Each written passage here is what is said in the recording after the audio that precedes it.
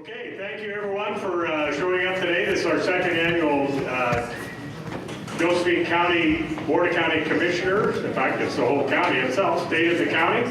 Today's April 11, 2019. And we're in the floral building at the Josephine County Fairgrounds. Appreciate everybody coming out today. We are going to start today. We're going to go through all of our elected officials, and they will all give a short, description of what they do, what they got elected for. We're going to go through some of our successes. We're going to go through some of the things that are coming up and some of our challenges in each and every one of our departments today. Appreciate the fact that Commissioner Morgan is this year's, she's our, let's see, what do you call yourself today? Lily. Yeah. She's the chairman of the board. She's this year's chairman of the board of the Josephine County Board of County Commissioners, and also Darren Fowler is our vice chair this year. Thank you, Darren. Darren's first new on the block, but boy, he is sure catching on fire, and he's catching on real fast. He hit the ground running on January the 3rd and has not slowed down. And a real pleasure having you on board, Commissioner Fowler. So I do want to take just one quick moment, because in our audience, and a very dear friend of mine, just got a heck of a promotion, and that's Colleen Martin has just been named the Chief Operating Officer for the Oregon State Chamber of Commerce. Colleen, great job. As well deserved it is. Colleen, of course, headed up our local Chamber of Commerce here at Josephine County Grand Pass Chamber of Commerce for 5 years, 6 years? Yeah, all of that. So it's real. I think it's a great promotion for you, Colleen, and I'm sure you're going to represent Southern Oregon and the whole state well. So one of the things that I find very rewarding about this job, and I've been at it about 2 years and 4 months now, is the people I have to work with. It's we've got a fantastic group of department heads and elected officials that we work with on a day in and day out basis. We've got a staff that is just, you know, when I first came on board, I heard rumors of dysfunctional, I heard rumors of all kinds of stuff, but you know, after being here for 2 years, after being here for about 3 weeks, I did not, it wasn't something that I felt needed a whole bunch of changing. As a matter of fact, we inherited, Commissioner Morgan and I inherited a very well-oiled machine, considering all the hurdles and financial difficulties and lack of secure rural schools funding and the decline in the timber industry that we were so heavily dependent on for revenue. With all of that set aside, there's been, our predecessors really did a bang-up job with keeping Josephine County afloat. And now that Josephine County, I think, has turned a corner.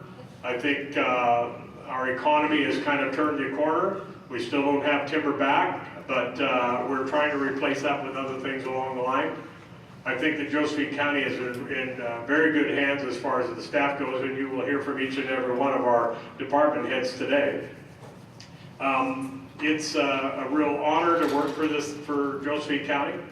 I'm born and raised here and graduated from Grand Pass High School here. I never did have any formal education other than the United States Navy and the School of Hard Knocks. But only in America and only in Josephine County can a person with limited education rise to a level that the Board of County Commissioners, that level is up there a long ways in just a whole bunch of different areas. And it's gratifying to see that just about anybody can do anything, because when I got out of high school, there was a lot of people said that I was never going to amount to anything. So here I am 50 years later, and I'm very proud to serve the people of Josephine County as a county commissioner. So we've got all of our elected officials are here today. And then we have our department heads are going to head up with a 5-minute presentation on every one of their departments. Kind of let you know some of the challenges they've had in the last year, and then also some challenges that they face in the future, what their plans are for the future, and basically just tell you kind of how everything's going in Josephine County. Myself, I'm very proud of our, the whole board is proud of everything that these department heads go through every day. Sometimes it's very contentious, and sometimes it's very frustrating, I think government, when we talk about the speed of government, it's not really fast sometimes, and it's tough to try to accommodate everybody that comes in through the marble halls every day. So, but we're working really hard. We've got a staff that works very hard for all the people in Josephine County, and you will hear that from them today. They are very, very passionate about what they do. So with that, I'm going to start out today with our legal counsel, Wally Hicks. And Wally is basically the county's attorney. He's our legal counsel. He's an elected official and does a fantastic job. He and I are on the same page all the time. We're doing a lot of stuff on the marijuana issue and a number of other issues that face Josephine County. We put together a bill that went up to the legislature. We were unsuccessful. We did get a hearing on it, our first shot out, which was kind of nice. I've talked to some of the people, and we're not done with that. We're going to be back in next year with an amended portion of that. And Wally, we're going to be pressing Wally awful hard to make sure we stay within the lines and the confines. We're trying to get a stable funding source for law enforcement. Bill 2382, that it was not successful. It died in the Economic Development Committee up in the House, but however it did get a hearing, and that's a pretty good step for your first year out. It is called the Law Enforcement Stability Act. We've talked to the governor about it. We've talked to the Chief Justice of the Supreme Court and explained it to them, and it's a pretty exciting bill, but it just didn't get up there. Maybe it wasn't explained right. I apologize for anything that I did wrong up there, but we're not done. We're not done with it in any way, shape, or form, because we do want stable funding for our law enforcement, Josephine County Sheriff's Department. So with that, Wally, I'm going to turn it over to you. And ladies and gentlemen, Wally Hicks.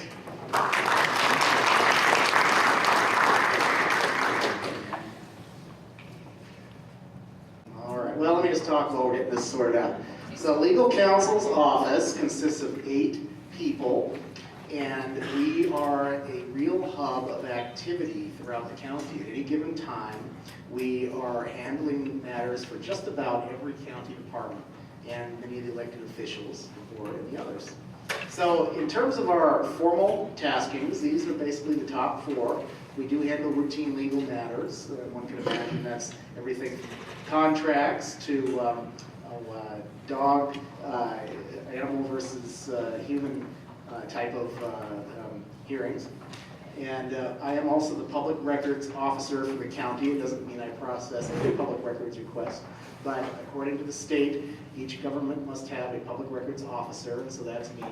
And I do handle a number of public records requests personally and throughout my office. And we advise the departments on that point. We are the property management program that's contained within my office. We'll get to some particulars on that here in the next slide as far as what that's meant for the county. And we also administer a law library. So the biggest accomplishment point in the last year was finally we published the Josephine County Code. So now for the first time ever, the citizens of Josephine County can have a one-stop place to find out the laws which govern this community. It's online, it's searchable and interactive, and I encourage everyone to go to the county website and look at the code and poke around and see just what the laws are. It was a major accomplishment. That was many years in the making. Give you a sense of how fast the activity is. So in the fiscal year of 2017 through 18, so that'd be July of 17 through June of last year, we opened 413 files. And those aren't necessarily the matters when the phone rings or someone stops in to ask us what's going on. These are the longer term kind of questions, issues that we have to deal with. So that's a lot, right? That's several files a day, basically, that we wind up opening, not to mention the drop-ins. Land use enforcement has seen a real spike in the past year. This is an area of great interest. We have 58 land use enforcement cases. We're working with community development. I got a statistic from that department. And there's 26 compounds that are working toward compliance, and we're advising and assisting community development on that point. Our office in the past year processed 100 public records requests, and I tend to do a lot of those, so that's a couple a week that need a formal kind of legal analysis, and that's a pretty unrelenting stream of work for us. In terms of property management, so our office, legal counsel, through the property management division, is a revenue generating office. And since January 1st of 2018, 16 surplus properties, most of which that were acquired through tax foreclosure, we managed to get those sold, and that resulted in $747,700 in revenue for the county. And the law library, we opened up in the past year to 40 hours a week. For many years it had been open only 20 hours a week, so that would be 4 hours a day, 5 days a week. We opened that to 8 hours a day. And our projected number is that we're going to see about 694 patrons served by the end of this fiscal year, so by the middle of this year. Looking forward, as I mentioned about the code, so we found a lot of stuff that had accumulated over the course of decades that needs to be brought in line with the way things really are, and so that can be done only through action of the Board of Commissioners, so we're going to work on that code cleanup effort. I do have some of the big lawsuits. There are a lot of other lawsuits that are big, certainly to the persons who are involved, but in terms of the ones that the community as a whole tends to be tracking, the county is part of the opioid lawsuit against the big pharmaceutical industry and try and get some change in terms of how that has been going on, the war on opioid abuse. There's the ONC property lawsuits that are still proceeding. We are working now, we were inspired by a lawsuit, but we are working now to make sure the county is fully in compliance with the Americans with Disabilities Act, and so that's going to be a major project going forward, requiring the effort of many departments throughout the county. We're part of the Trust Lands lawsuit, which seeks $1.4 billion in damages for jurisdictions throughout Oregon. There are several counties, and each of the school districts and fire districts, I think, even within Josephine County, are also part of that. So we plan to advise on the fairgrounds improvements. That's been getting a lot of press lately, and as part of the property management program, and also as the department that vets contracts. We are anticipating quite a lot of effort exerted on that point, and then we're generally just going to continue to do what we've been doing for a long time, which is to provide the highest level of assistance to all county departments. So that said, thank you very much for trusting me with this very important role for the community, and I look forward to hearing the other presentations.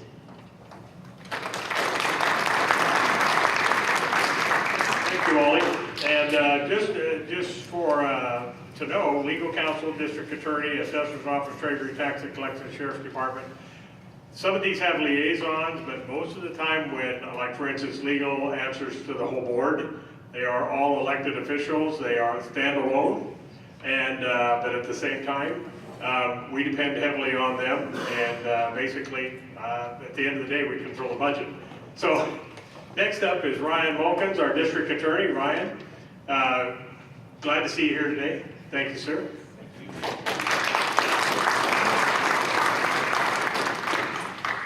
Good afternoon. As Commissioner DeYoung said, my name is Ryan Mulkins. I'm the district attorney here in Josephine County. These are the main functions of my office. We review police reports to determine if charges are appropriate. When appropriate, we file criminal cases in court. We present cases to the grand jury. We negotiate criminal cases. We file and argue motions before the court. We take criminal cases to trial. I'm starting a murder case on the 22nd, for instance. We represent the state of Oregon at sentencing and probation violation hearings, and we review all requests for criminal conviction expungement, advise police agencies on legal issues, and assist in the preparation of search and arrest warrants. My office also has other statutorily required duties like reviewing public records request appeals and reviewing ballot titles, but the bulk of the work that we do are the tasks that are on this list.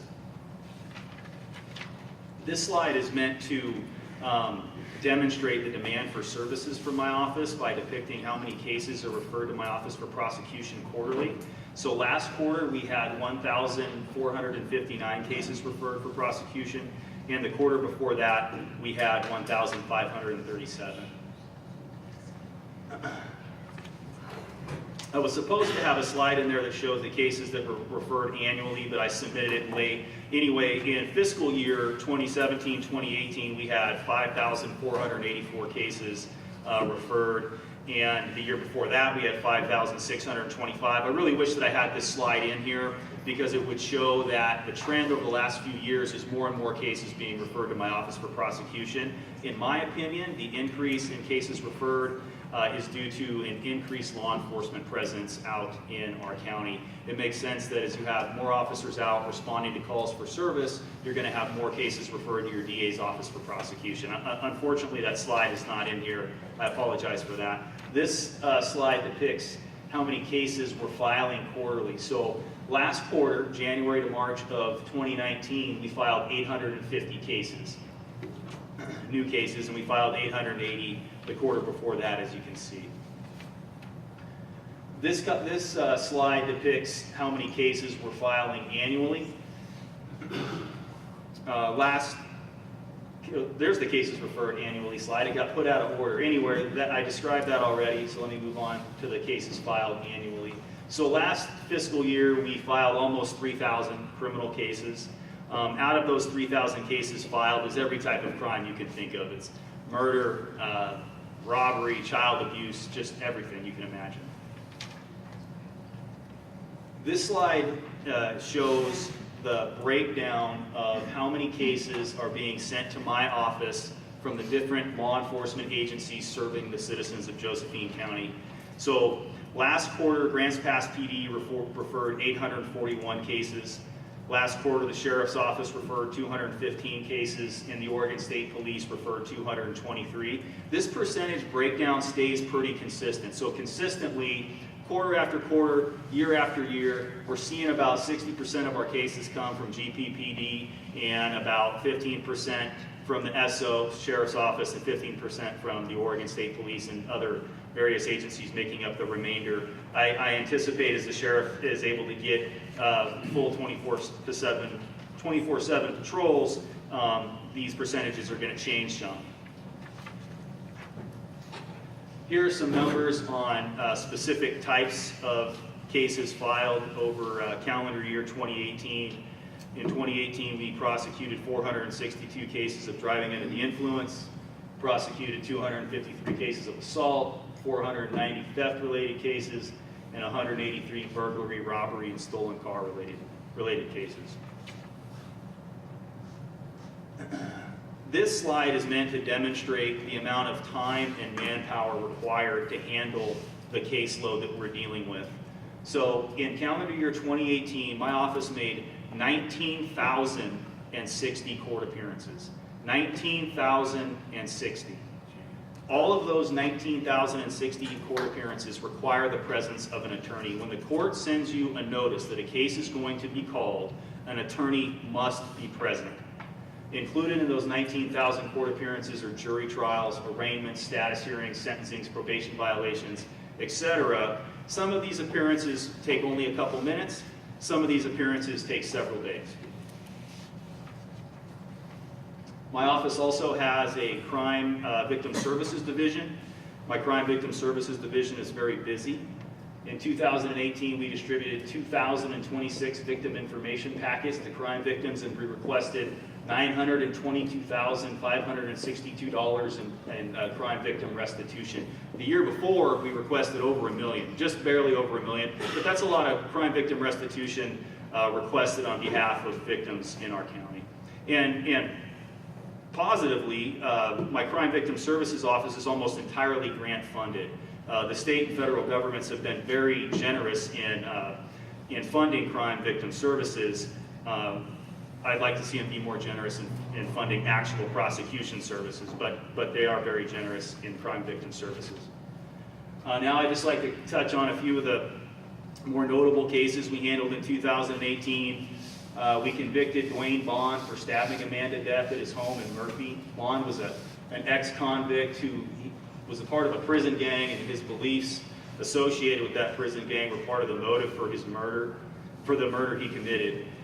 Next, we convicted Kevin Copeland in 2018 of a 2013 murder. Kevin Copeland shot a man point blank in the side of the head behind behind Herb's, that nightclub back there. He shot him on back there, up on the road. Anyway, he tried to make the death look like a suicide, and it took time, but evidence was uncovered proving that the death was in fact a murder. Interesting side note is that in 2016, Kevin Copeland claimed that his girlfriend had committed suicide in his presence in Phoenix, Arizona. I mean, what are the chances of that one person in their life is going to have two people commit suicide right in front of them? Anyway, that death is now being investigated as a murder. I don't know what Phoenix PD or Maricopa County is doing with it, but my last knowledge is they were looking into it.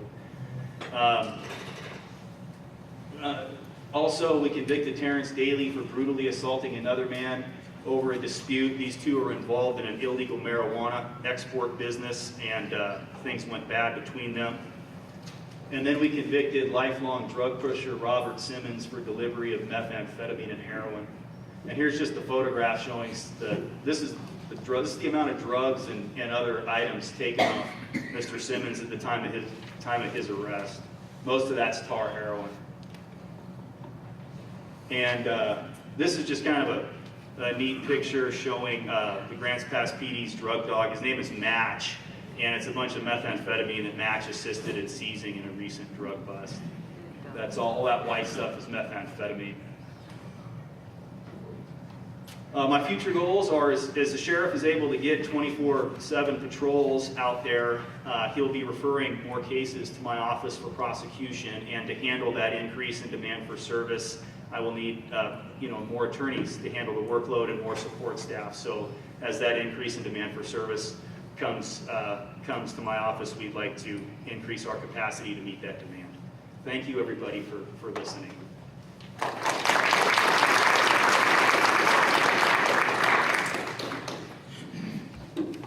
Wow, that's pretty sobering, isn't it?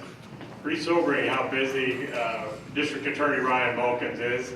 But you know what? We're glad to have him and his staff on board. He's absolutely right. There's a lot going on in Josephine County, but I'm glad it's going on from these slides here, because if it's going on here and it's one of the statistics up here, it's not back out on the street.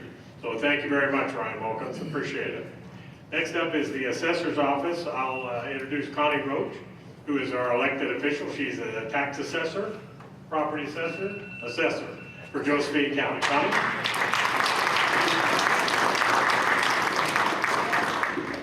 And yes, it's assessor. Tax is not in my name, okay? just get that. I have been in the office since 2009. I was first elected in 2009, but I've been with the office since 1997. And basically, ours is a very cyclical office where we're really doing the same thing year after year, every year in and out. We're assessing property, we're determining the values that are going to be what the taxes are based on. We have to determine the tax rate based on the funding levels that the taxing districts are coming to us with. We maintain the ownership records, so somebody records a deed in the clerk's records to change, they sold the property. We have to maintain the records to reflect that change so the tax bill goes to the right person. We also take the maps that are tax lot maps we have a cartography department that takes care of that part, and that happens when there's a lot line adjustment or there's a partition, maybe subdivisions, like there's new subdivisions going on, especially in the southwest part of the county right now. Or southwest part of the city actually is where we're seeing a lot of activity right now. But we have to maintain all those changes on the maps every year. So those are the kind of things that we're doing. We do maintain farm and forest special assessments that people get a property tax break for if they're qualified for those particular programs. So you see by the numbers, we've got a lot that we have to do, and it's pretty annual. Looking forward, we do have some things that are changing. We are in the process of updating our software system. The software system that we have came in at 3 months after I came in. So it's been around a while, and it needs a refresh. We're working with the company that did our original software, and so we're upgrading to a 21st century version. And we're looking forward to that. We just started that process within the last month or so, so we're really at the beginning stages, but hope to go live next year. The other thing that is changing this year is that we are going to be agents for the state for processing the ownership records on manufactured structures. That had been done through the state's Department of Building Codes Division. And when they were making some changes, we didn't join in right away because we wanted to see how things would work, because a lot of things can be done online, and we were hoping people would just be able to go online and, you know, middle of the night in your pajamas, you could go in and change the ownership on your manufactured structure when you sold it. But we're finding that in Arce County, people need help. And so we have decided to become an agent, and the commissioners, I think about 2 or 3 weeks ago, signed the contract, or the IGA, for us to do that, and now we're just waiting for the state signature. As soon as we have that, we'll be up and running as an agent, and that will give us much more efficiency within our office and better able to serve our clients that come in with the issues that they have related to manufactured structures. So that's a big step forward for us. And other than that, we just go on business as usual, getting our values together in time for October tax bills. So the steps in that is we're going right now, we go through a study of sales that occurred in 2018. We review those and find the trends of what they were doing and apply that to the properties as a whole. And that all gets turned into the state by July 1. We have to do what's called a ratio report. We turn that into the state. And then by October, we'll be certifying the roll and handing it off to the tax collector so that she can send the bills. And so that's pretty much our office.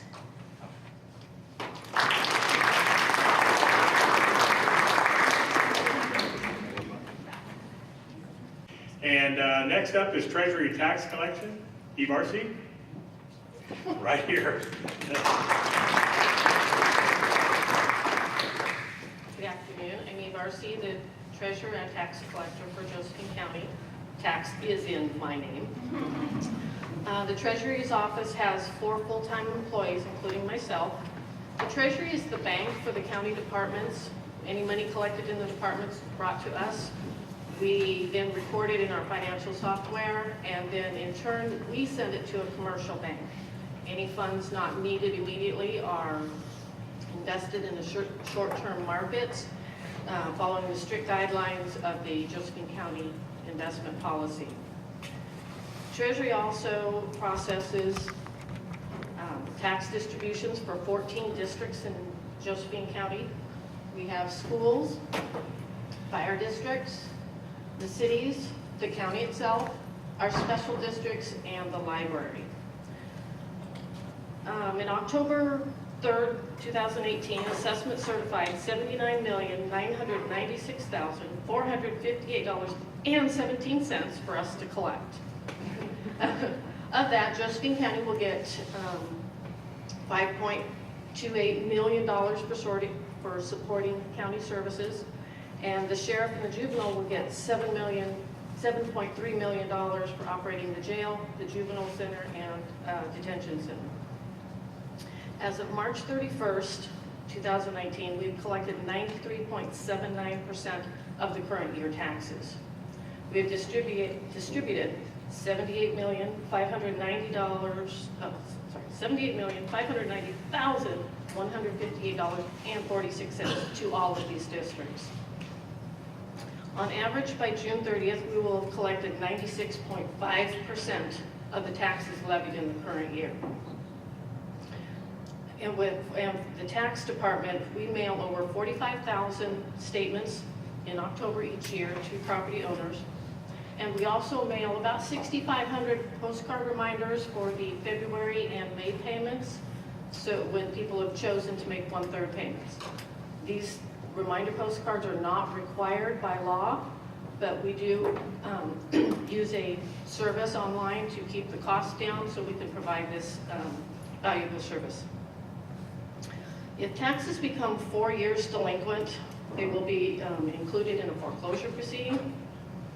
In July, we send about 700 notices to let them know of the pending foreclosure.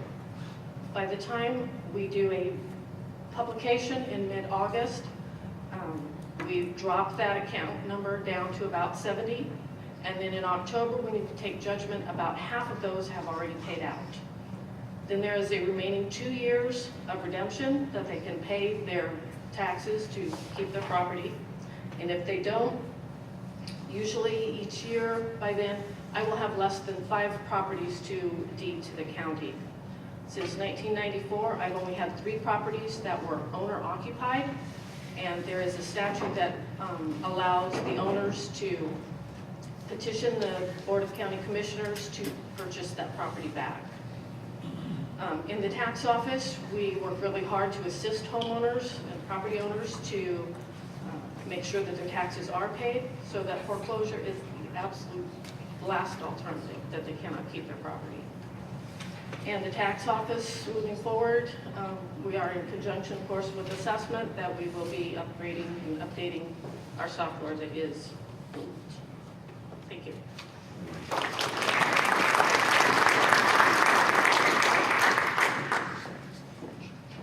Thank you, Eve. Always tax collection and treasury is one of the most important parts in Josephine County's day-to-day operation.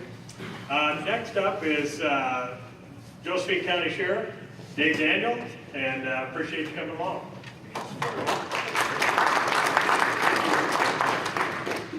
Good afternoon, everybody, and thank you for coming. To start off with this, they only gave me 5 minutes, so I started my timer here, but not very often do we get all the department heads and elected officials all in the same room together.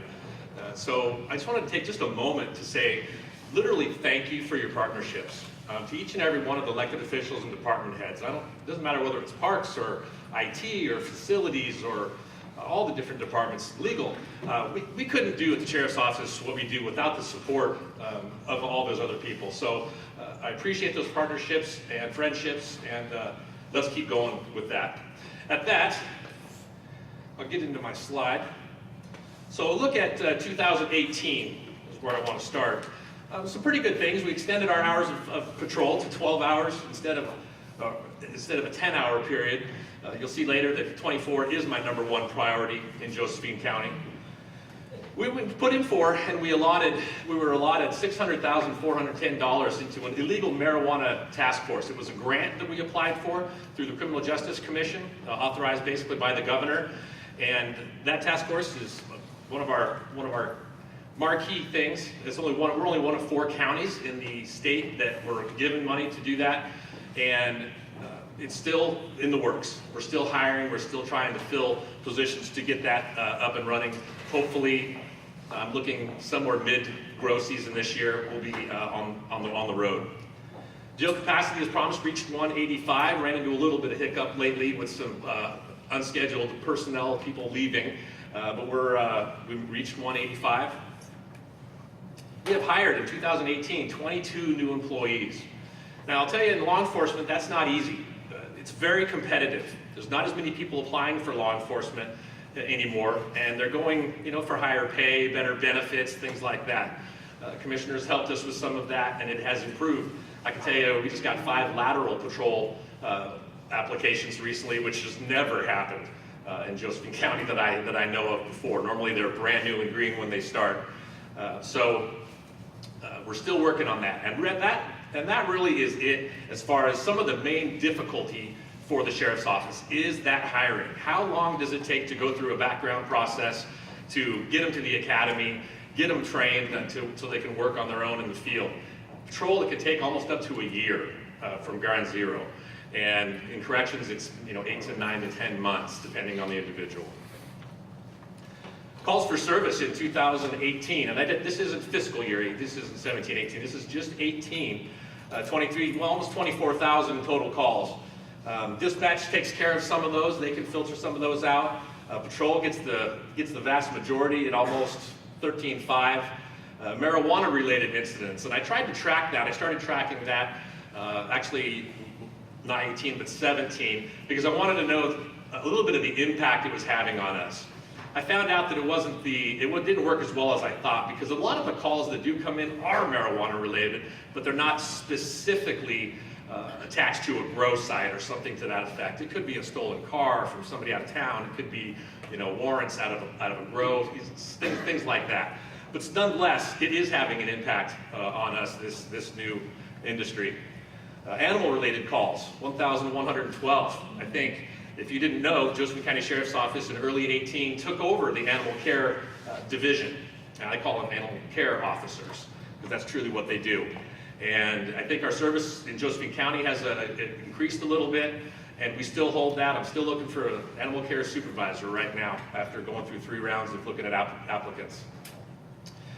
2,312 cases taken, and those are the cases that DA Mulkins is talking about as far as what go to the district attorney's office and what is referred and or arrested.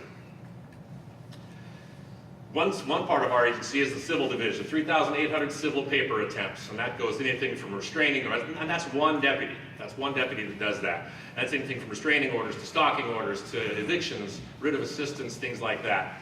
That person is very busy. And then ours also issues warrants, 1,000, almost to 300 every year. Some of the challenges coming up, I got about half a minute. Coming up is, we still have 17 vacancies to fill. We're still looking for people. We've had well over 1,500 applications come across our desk, but the person that gets into law enforcement has to be trustworthy. They have to be the person that you can count on in some of the darkest times to get there and help you and do the right thing. We're looking at relocating our evidence warehouse, possibly putting it at a different location, and I'm not going to tell you where. But we need to do that. We need to upgrade it, and that's something that I know all of my partners and the commissioners also are working at completing. We are outgrowing our facility. We are basically maxed right now. Something's going to have to happen because we don't have space for our personnel anymore. If we were to get to a 24/7 operation, something's going to have to happen. And that's something that the public needs to know, that we're growing too fast for what we have physically. The main one, challenge is unable to provide 24-hour coverage. That means hiring 4 more dispatchers. That means hiring 15 to 20 new deputies. So we need to find funding stream for that. I don't want to punish spread our agency too thin, so we don't provide the service, and then we start losing that trust, and then we could kind of fall back into those days of 2012 when we were devastated. So, and I think my 5 minutes are up, and that's it. Thank you very much.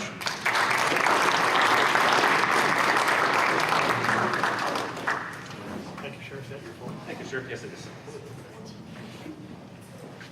Okay, thank you, Sheriff Daniel. Also, of course, that's another part of Josephine County that sometimes it's hard to hear, calls for service and everything, but I think Sheriff Daniels has risen to the occasion and is doing the best he can with what he has, and he's definitely got the support from all the people. We were out in Cave Junction last night, and they had all good to say about the sheriff patrols out there and the increased patrols in that area. So that was the last of our elected officials. Coming up next is our department heads. The department heads, they each have a different department, and we're going to start off with Public Works. And Public Works, of course, is roads, bridges, culverts, and a whole bunch of other things. I'm going to turn it over to our Public Works Director, Rob Randles. Rob?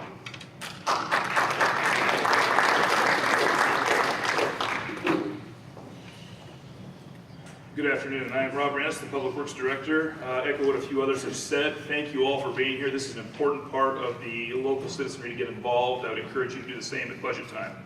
So, a little bit about what we do beyond Public Works. Obviously, the road department, as everybody's pretty familiar with. Beyond that, we also maintain the county fleet. These are for all the other departments like the sheriff's, parks, airport. We have a road and bridge construction fund that's attacking our larger capital projects, bridge replacements, major culvert replacements, equipment acquisition. We do have a solid waste management fund, which is effectively taking care of those 2 decommissioned landfills, Marlsman out here west of town and Kirby out in the Illinois Valley. And there's a small sanitary sewer system out in the North Valley Industrial Park, which I'm guessing most people were not aware of. We have 63 full-time employees, about 59 and a quarter of those are public works, the other 3 3/4 are part of the county fleet. Total budget's about $14 million with $5 million in reserves, which sounds like a lot, but when you see the level of infrastructure needs that we have, it goes quickly. I thought this was kind of I lost a slide here, I don't know, okay. This is kind of a good place to start for the county fleet. As the sheriff hinted, they've been ramping up, as has much of the rest of the fleet. As the county fleet purveyors, it's our job to provide them, our customers, with a serviceable fleet that's able to meet their needs. Over the course of the last 2 years or so, we've had 33 vehicles brought into the fleet. And the need for that is not only about 1.9 million rolling stock miles every year, but I looked back 10 years ago, 11% of our light and medium duty vehicles were under manufacturer warranty. That's an old fleet. We're now up to 40%. That gives the sheriff and whoever else a higher degree of reliability, also puts a lot of that burden back on the manufacturer who have issues, just gives us a more predictable stream within our workflow. Those of you that were here last year probably recognize this slide. It's still the best encapsulation of kind of where we were and where we're going. As you can see, gas tax and the other items are somewhat stagnant. The red bar, that's the one I want to draw your attention to. The Oregon representation passed a transportation bill in 2017 that provided for quite a bit of extra revenue for counties, cities, and ODOT. That's what you see spiking there, which was a godsend. I looked back 15 years, our budget at that time was actually $8 million still, with $2 million of that coming from the O&C money, if you can believe it. So it's kind of been a great backstop just in time to allow us to attack a couple of larger scale projects that I'll move on to show you here. I believe it was about a year ago that the Merlin Sidewalk project about started, and Commissioner DeYoung and I were getting our brains beat in. It looked a little bit dicey at the time, but we were able to get it completed. This is a great before and after shot, and I've got another one here I'll give you. It's tough balancing a rural location like this with some more modern urban features that give those folks a sense of safety, but this project was a tremendous win, I think, for the community as a whole, and it really tightened up that area and allowed a lot better multimodal facility and movement. Bike racks are actually going to be going in this next week, just in time for the parade, to kind of put a bow on it with this State of the County this year. A lot of the money that we're going to be receiving goes towards infrastructure that's not as exciting as sidewalks. It's culvert replacements, it's bridge replacements, it's things you just don't see at the surface. If you'll notice that particular culvert, you can actually see daylight through it. That's typically not where we'd like them to be. This was out on Clover Lawn Drive. Here's the final product. Culverts like this are going to cost $100,000 to $125,000 to replace. We did 3 last year. We have 6 more slated for next year. This is going to be kind of our new norm with that transportation bill that I spoke of. You can see that money goes quickly, and when we've got a backlog of dozens of culverts of this size, a couple $1 million a year is going to be well needed. Another big change for us, you've probably seen in the news the last week or so, we have taken over road jurisdiction of Lower River Road and Lincoln Road. ODOT gives us about $6.4 million, as it were, which again sounds like a lot of money, but this is now our road for eternity. We'll obviously use some of that money to maintain Lower River Road in the future going forward, but it also allows us to, again, attack those important urgent infrastructure projects that we need to have done. Some ideas for next year. This is Highland looking north. This is a county road. It's effectively in the city. Same idea as Merlin. It needs sidewalks here. There's a lot of kids that walk here, a lot of folks that traverse. There's a mobile home park up the street, churches. This is the kind of more glamorous projects that transportation funding is going to go to. Some other projects we have in the queue is going to be getting Beacon widened. This is another county road in the middle of town. We've got a New Hope sidewalk install project we're going to do beside 238 to increase the accessibility to Allendale School. The guardrail project you're probably familiar with out there on Delease Road is finishing up this fall. That was about $1.5 million grant through the federal government. And one last one to kind of put a bow on it. This is the Kirby landfill. We've been required to revegetate it, so we were actually able to use our ditching material that we pull out from Public Works, use the biosolids from the city of Cave Junction, and reseed this to get a product that we're able to satisfy DEQ with. So just kind of a cool collaborative project across a couple of local agencies. Looks like I'm at 5 minutes. Thank you for your time.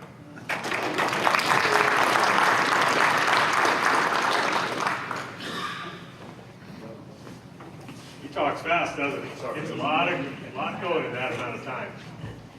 Okay, next up, we have our airports director, Larry Graves. I'm a liaison to airports and also to Public Works, and it's a pleasure to work with Larry because he's spot on with everything he has going for the airports. He's a real forward-leaning guy, and so it's my pleasure to introduce Larry Graves, our airport director for 2 airports in Josephine County.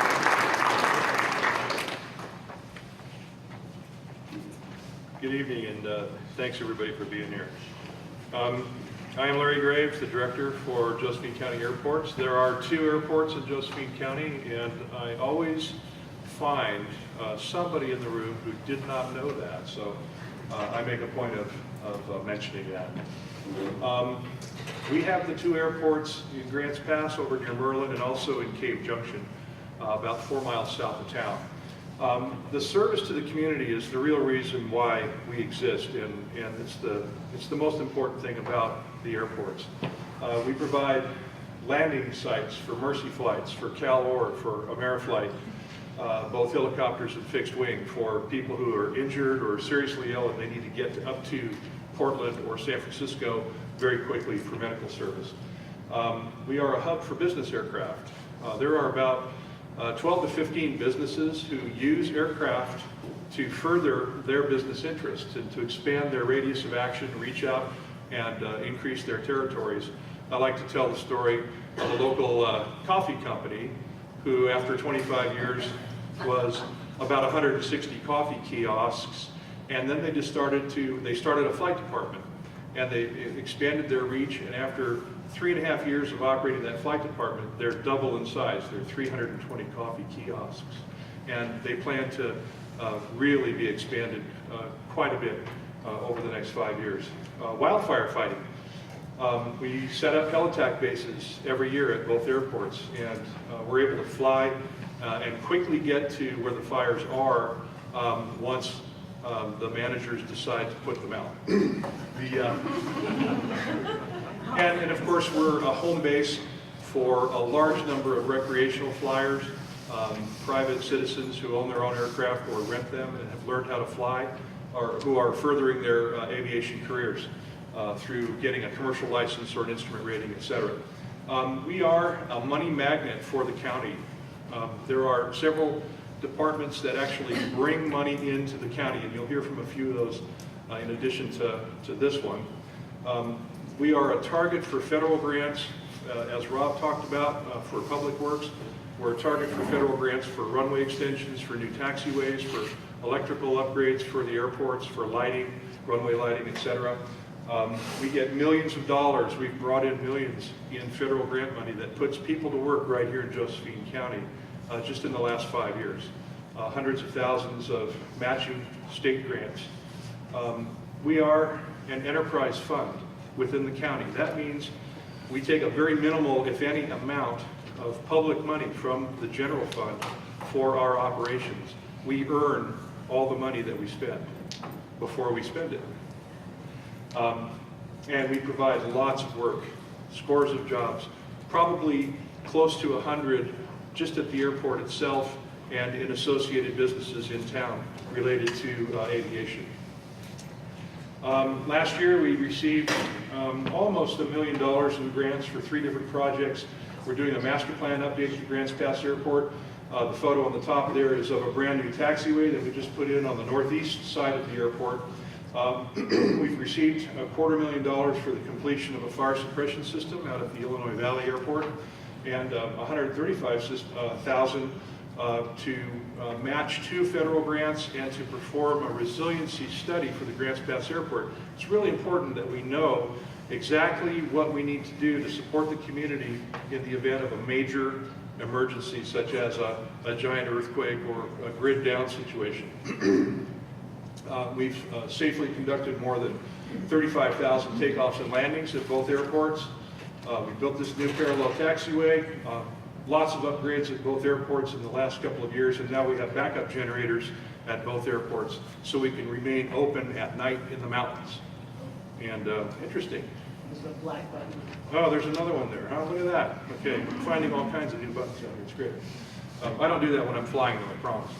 Okay, so Next year and currently, we're going to be doing a design and environmental project we're designing runway rehabilitation and complete repaving of the runway at the Illinois Valley Airport. We're looking for grant money to do the environmental assessment and the 30% of an engineering design for a runway extension at the Grants Pass Airport.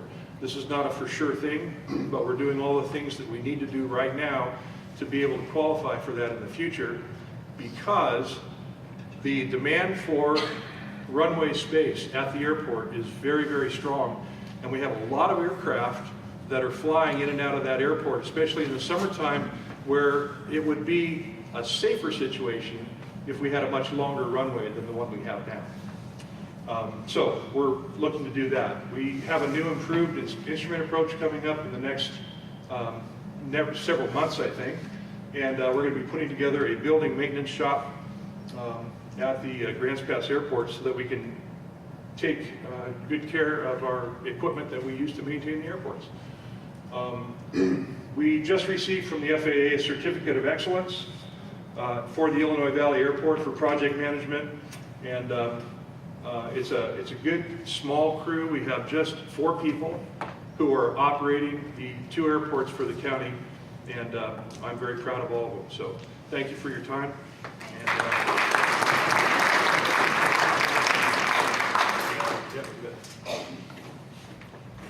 He's one busy boy, I can tell you that right now. So thank you, Larry, for that uplifting report on the airport. He's, like I say, he's one of our shining stars. Next up, we have Community Corrections. Nate Gaoiran? Yes, sir. Oh, here he comes from this side. Thank you very much. I'm supposed to prepare this for you. There you go. Thank you. Thanks everyone for being here. This is my work family that I have the blessing to work with every day. They're fantastic folks. If you run into a PO out on the street or a custody alternatives program personnel or anybody else that works for our treatment division, just say thank you, would you? Yes? Is that a commitment I hear? Absolutely. Yeah, okay, yes. That's We'll do that. So I work for Community Corrections. I'm Nate Gaoiran, the director. This is what we do. We have supervision of drug offender folks. We have even homicides that are on our caseloads, and all the way to driving offenses. Community Corrections saw substantial growth in 2018, including an increase in our overall population, an increase in programming, an increase in resources, and an increase in our performance. A concerted effort for our agency was focused on 3 primary themes of strategic planning, which includes people, performance, and resources, coupled with a reinforcement of our agency's core values, while celebrating the practitioners who work in community corrections and devote their careers to changing lives. As a result, Community Corrections experienced a very productive year and helped serve the citizens of Josephine County. So, on the far right is Jesse Meinertz. He's a PO who saved one of our other PO's lives, and he received an award for the state of Oregon, as well as was recognized by the Board of County Commissioners. So looking forward, we got some budget impacts. There's going to be all kinds of factors with that moving into the 2019-2021 biennium. We have mitigated our risk for reduction of funds strategically through state measurable outcomes and processes. Josephine County has been among the top performers throughout the state, including the reduction of prison usage, gender-specific programming, treatment engagement, defendant assessment reports, resulting in extremely low revocation rates for downward dispositional departures, interstate compact compliance rates, and adherence to evidence-based sanctioning, promotion of incentives, innovation for mental health services, and employment levels for the highest risk offenders that we supervise. We will strive to maintain the current level of excellence throughout the 2019 year and expand on our delivery of services and outcome measures for the sake of the community. So for our goals for 2019, our goals are specifically generated representing our strategies embedded with our core values and 3 themes: people, performance, and resources. 2019 goals will be pursued through continued hard work, dedication, and strategic planning. Josephine County has emerged as leaders and consultants across the state in many areas in community corrections, representing local interests and priorities. Community Corrections is looking forward to achieving even more in 2019 for the sake of you all, the citizens. And I wanted to take a moment to recognize a special guest that we have in the audience, Ross Caldwell. He is representing the Criminal Justice Commission. For those of you that don't know Ross, he has been instrumental in our partnership. The Criminal Justice Commission has given us roughly $2.2 million in the current biennium that we are in right now, and ends in June 30th of 2019. So Ross Caldwell, thank you for being here. I appreciate that. Also a shout out to our elected officials. Thanks for all of your leadership and everything that you do for Josephine County. We recently had a strategic planning session that was organized by the Board of County Commissioners, specifically Lily Morgan, and the message there was that we are on the rise. We are very hopeful for Josephine County, and everybody that's impacted here as citizens. You should thank our county commissioners and the leadership of Josephine County. So thanks for being here.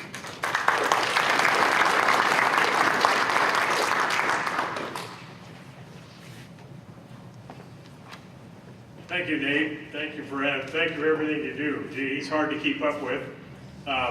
He does so much in the state of Oregon, and he's really brought home an awful lot for Josephine County, and brought a lot of really positive attention to Josephine County over his tenure at Community Corrections. Next up, we have Community Development Department and James Black. James Black, if you'll please step up and give your 5-minute report. Thank you.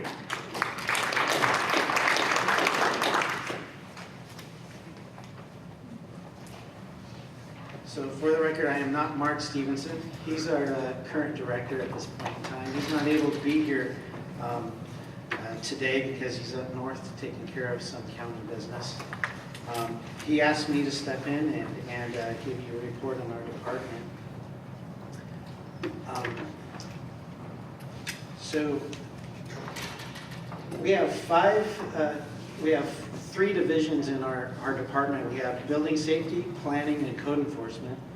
Under our building safety, we have 5 field inspectors, plans examiners, and 2 permit techs, and the building official. We issue permits for new construction and enforce the state building and specialty codes. Our goal is for safe structures. We focus on partnering with the community, assisting them through state-required permit process. This department is autonomous and slowly funded through the permit process. In the planning department, we have 4 planners, an administrative assistant, and the director.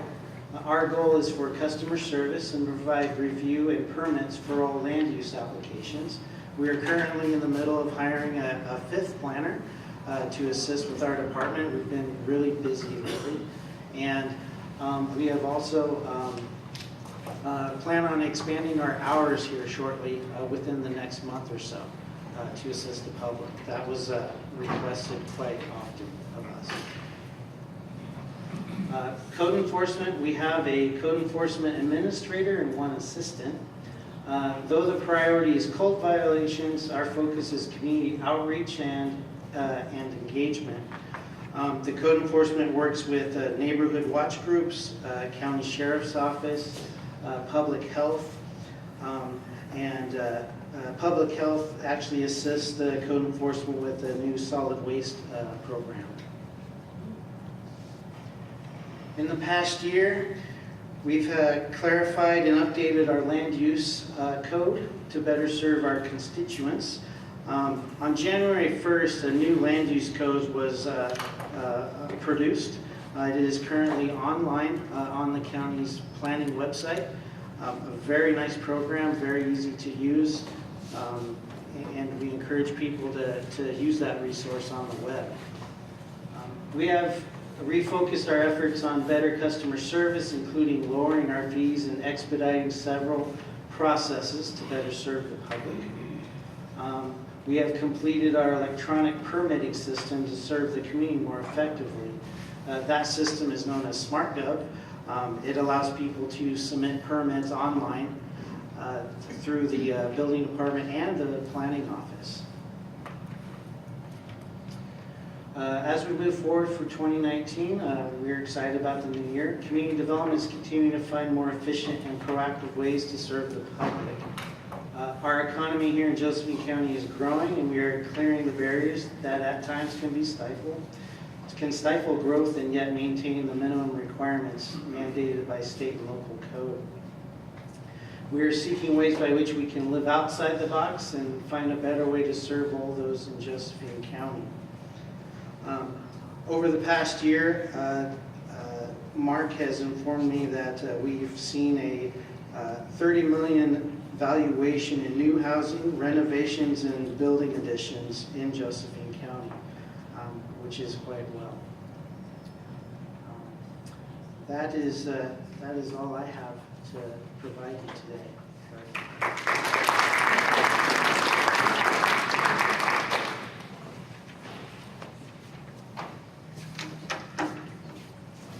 You did a great job filling in. You have some of my papers there.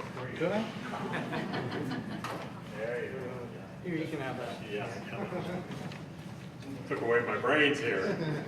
Next coming up is emergency management, and Emily Ring is here today. I am. You are. Out there somewhere. Emily just came on board with us last year in the emergency management position, assistant emergency manager position. And she's going to step up here and tell you where some of the exciting things in emergency management, with all that goes on in Josephine County and with the, I guess, the ever looming threat of Cascadia. I think emergency management and just day-to-day operations and things of preparedness, she's going to touch on that a little bit. Emily, please come forward. And James, great job in the last minute.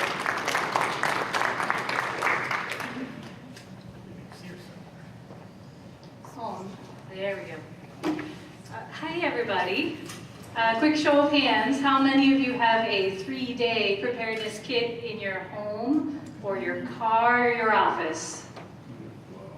Ooh, you just made me very happy. How many of you have some form of 2-week preparedness plan or kit?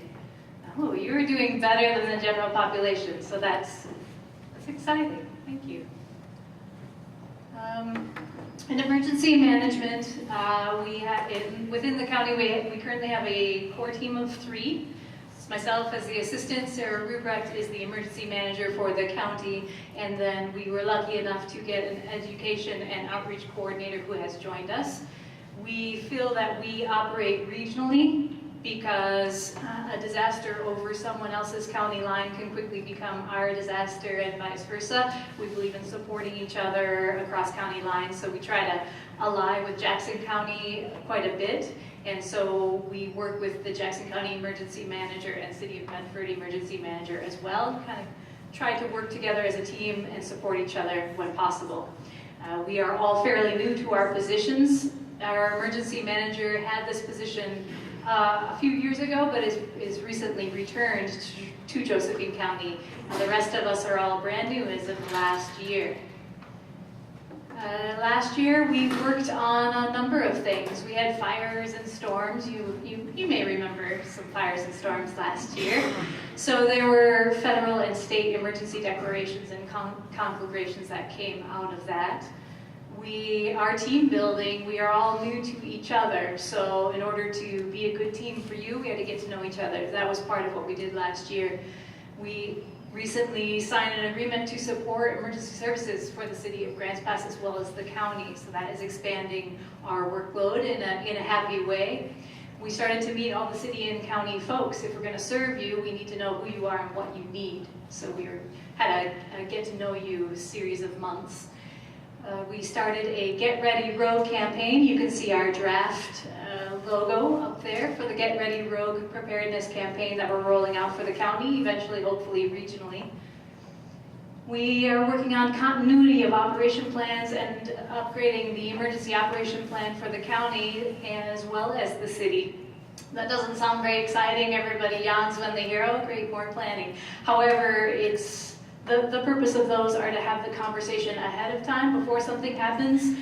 Have we really thought through what we're going to do? So when things actually do happen, we're not expecting to pull that plan off the shelf. We've already have it in our heads because we've had those conversations. So we're working through that together right now. We are partially grant funded in our emergency services department, and we also write grants and support other programs. So we just last week submitted a $500,000 grant to get fuels reduction support in the Illinois Valley. We're looking at an equally large grant to get fuels reduction work done in the Merlin area, trying to support all of the hazard mitigation that has to take place in order to make our county safer and more secure. There are other acronyms there that you don't recognize, but we can touch on some of those, one of those being the Homeland Security Grant, the HSG, in December. Homeland Security Grant is a new grant that just popped up last year from the state, coming down through the federal government, in which we have the ability to ask for up to potentially $1 million in new fancy, fun emergency services and support equipment. So that could be satellite communications for our police department, for example. That could be improvement in our repeater system. That could be mass casualty shelters. So there were a number of pieces of equipment that we worked with our partners to put together and apply for. We won't know for several months whether or not we were successful. Where we're going lots of places. You may or may not have heard that the governor put out a resiliency plan for the whole state of Oregon called Resiliency 2025. Just one slice of that is that 250,000 people, well, 250,000 households need to be 2 weeks ready by 2021. So in about 2 years, she expects we have prepared at least 250,000 households for a major event in which they will be isolated within their communities or short on supplies for a minimum of 2 weeks. Here in Josephine County, if you take our slice of that, that means we need to have prepared a minimum of 15,000 households to be 2 weeks ready by 2021. So that is part of our new Get Ready Rogue campaign that we will be working on. Here in Josephine County, our message is it's not just about beans and bullets for you and yours. It's a little bit more than that to be truly prepared, and it means reaching out beyond your circle to other people's circles of preparedness. We take a whole community approach, and we are very keen to be building relationships, because a whole community prepared is going to save a lot more lives than just a few scattered neighborhoods prepared. So we're doing a lot of interconnecting as part of our work. We have goals of presenting to a minimum of 2,000 citizens in terms of our preparedness education. Over the coming year, we have something new called Prep U. It's a 6-week mini boot camp that's all about preparedness. If you really want to dive deep, we talk about safety and security and lighting and growing your own sprouts and whatever kind of preparedness mentality you want to get into. We get pretty close to that. There are other highlights here. I'll just add that we are working to double our Firewise capacity in the county, as well as create a new emergency response team of citizen volunteers within the city of Grants Pass. So those are just some of the highlights of what we'll be working towards. Thank you for your time.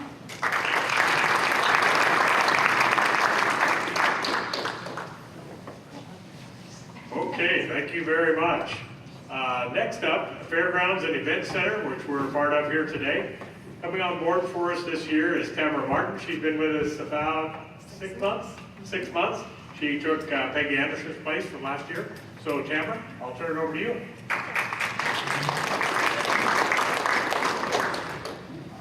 Hello everybody. I am happy to be here. It's been a very fast 6 months, I will say. Hit the ground running. So the fairgrounds, who are we? We are actually open 365 days a year. So we had just over 1,200 events and activities in the 2018 calendar. We're busy. Besides myself, we have 1 full-time employee and 3 part-time employees and a whole lot of dedicated volunteers to make it all happen. We do everything from private and commercial parties. We also are home of community activities, things that you're quite familiar with, flea markets, antique shows. We have weekly square dancing, bingo, computer classes, and we're also moving towards circus, rodeos, and concerts. Also known for our equestrian with our horse shows, clinics, boarding, and of course horse racing. Our recent highlights over the last year is actually we are really putting a big focus on our capital improvements on our grounds as a whole. There are many projects that are happening throughout the grounds to help improve not only the grounds but the facilities and the buildings that are on the grounds. So we have an arena roof that is scheduled this spring with additional projects within that arena as well. We're very excited about that. In progress right now, we also are repairing and renovating our pavilion kitchen, and we are upgrading that from a warming kitchen to a commercial kitchen. That's very exciting. We also have a few other areas as well that are being worked on. I've been working on expanding our community activities and outreach into our community by meeting the different groups and private companies to really tell them what we're about. You may have been hearing some of the fun things that are coming our way. With concerts, we have a new festival that will be happening next weekend, as well as just increasing and expanding our current events. Really, we want to reach and just let the community know who we are, what we're about, and what we can provide for our community. Where do we go from here? First thing is we're focusing on a master plan. We want to take a real look at who we are, how we're relevant to the community, and how can we answer the needs that Josephine County has for us. And so the first step really for that is creating a master plan. We are in the very beginning stages of this, and we are excited about the possibilities to maximize the potential for success. We are going to continue with our expansion, growth, renovations of our facilities here. We have a very active facilities committee that works diligently to identify and come up with really creative ways to correct the problems. We also want to continue to grow within our community presence. We want our community to realize that we're here not in just times of emergencies, but for fun as well. Lots of us have memories from when we were children here at the fairgrounds, and we want to continue that tradition and hopefully grow it. Of course, we are well known for our county fair, and this year we are super excited about our county fair. Our theme this year is going to be honoring veterans of past, present, and future. And we are taking this theme very seriously. This is definitely not just something that we're talking about. You're going to see activities throughout the theme, including the opening ceremony. I'm not announcing yet who our main headline entertainments, you'll have to pay attention. I'll tease you, they're really great though. So anyway, we look forward to having everybody come out and enjoy your family and your community with us, and look forward to many more years. Thank you much.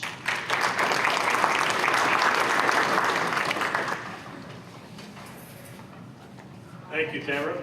Oh, yeah. Next up is Dave Streeter. Dave Streeter is our forestry manager. We have, Josephine County has properties that are under his guidance and grow pattern. So Dave Streeter, he's our forestry director, county forester. So I'll just turn it over to you, Dave.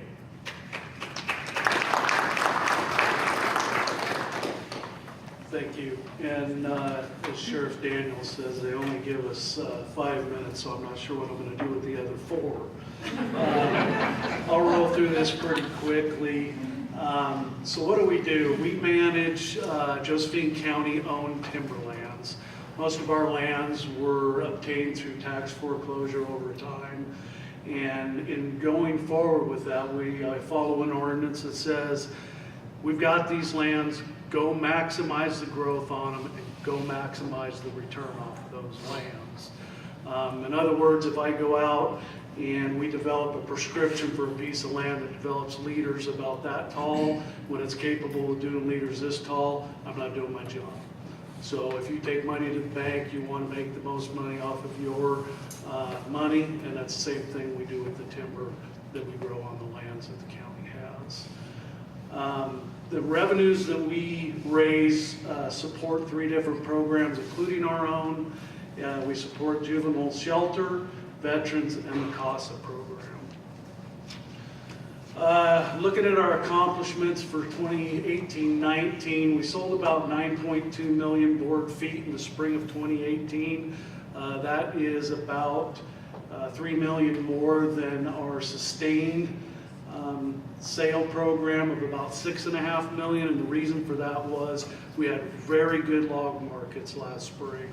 I think we averaged well over $600 a thousand for our stumpage. And then followed by that, we had the wonderful Taylor Creek fire that burned about 2,000 acres of county timberlands. And we were forced to immediately try and get that volume into the market. And I think we averaged somewhere around $300 a thousand for that burnt timber. Fires are not good for any of us. Following that, we sold about 10 million of that 14.5 million feet. We still have about 4.5 million feet that's uncommitted. We're hoping this spring we can try and get that volume committed, but we're at the mercy of all the mills in the local area to try and commit to taking that volume. We've planted about 100,000 seedlings this year. That will grow tremendously. Next year, obviously, with some of our green sale program and the salvage operations from the fire. The graph at the bottom kind of shows you where we started out in 16 and 17 at our 6.5 million feet sale program.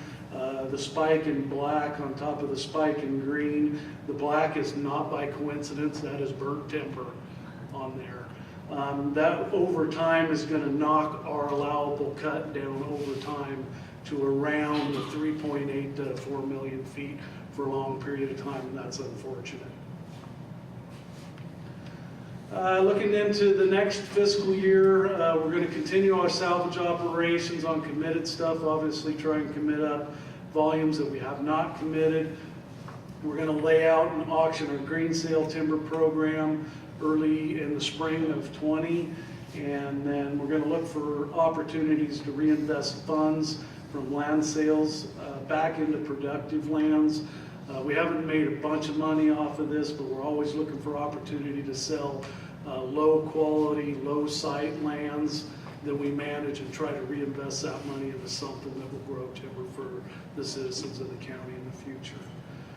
We're going to continue all of our reforestation efforts on the lands, and then we will continue with our now 31st annual youth tree plant, and in the passing of Mr. Ross Rowe, in his honor, we are renaming that to the Ross Rowe Memorial Youth Tree Plant, and our plans are to carry that out indefinitely. And thank you.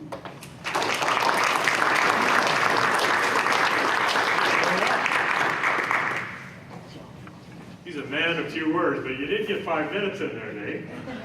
I had the opportunity, as the other commissioners, we've all had an opportunity to go out and timber or cruise some of our Josephine County timberlands, and it's real interesting. I'm born and raised here. I've never worked in the woods or anything, but he'll take you to a logging site and tell you what bad forest processes look like, and then tell you what good forest processes look like. The man knows what he's doing. He's a real asset to the community, and he's bringing the money in. And the main thing that he does is he manages forest land. I think that's the key. As you manage that forest land, it is a resource for the county, as it could be for the state and for our area. Next up, juvenile justice. A colleague of ours from City Council also, Jim Goodwin. Jim.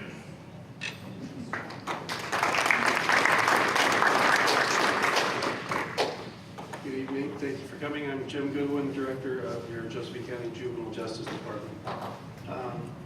You know, when most folks, I can talk all day. I will try to keep it to 5 minutes, but I love talking about what we do. It's about all I've done for the last 20 years.